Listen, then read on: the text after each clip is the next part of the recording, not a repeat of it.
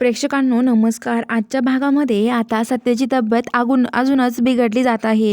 कारण की सत्याला खूप त्रास होतोय आणि त्याला बलमा ते बघत असतात. बलमा सत्याला सगळं सांगत असतो आणि म्हणत असतो की सत्या असं का करतोय रे तू, माझ्याशी बोलणार आहे सत्या. अरे सत्या का होतंय तुला, अरे सत्या माझं बोलणं ऐकतोय ना तू. अरे तुला कळतंय का सत्या, मी वाईट वळणाला लागलो तेव्हाच तू मला सुधारलं.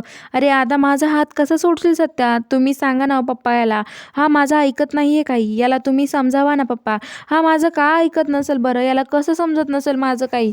तर आता लगेच चित्रकार म्हणतात की अरे बलमा शांत हो, रडू नको, सारे आपल्या सत्याला काहीच होणार नाहीये.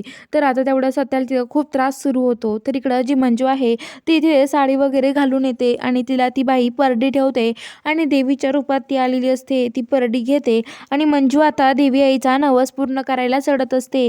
तर आता ती तिथून वर गुडघ्यावर चालत ती देवी आईपाशी जाणार असते दर्शनाला, ती परडी घेऊन. आणि ती गुडघ्यावरती चालत चालत येत असते. तिच्या पायातून रक्त येतं तरी ती थांबत नाही, तरी पण ती चालतच राहते. आणि ती आता ती परडी घेऊन वरती यायला लागते आणि वरती यायला लागल्यावरती आता ती खूपच वर येत असते. तर इकडं ज्या मम्मी साहेब आहेत त्या एका बाईला म्हणतात की हे बघ, आता सगळ्या मीडियावाल्यांना पण सांग, मम्मी साहेब बोलायला तयार आहे तुमच्यासोबत. आणि आता सगळ्या गावाला, सगळ्या साताऱ्याला सांग की आपली जे हे सगळं जे घडवलंय ना त्या नेबळटनी घडवलंय, नेबळटनी आपल्या सत्याला गोळी मारली आहे, हे सगळ्यांना सांग. इन्स्पेक्टर मंजिरी वाघमारेचं नाव सांग, बघूयात आता ती कशी नोकरी करते आणि कशी ड्युटी करते असं म्हणते.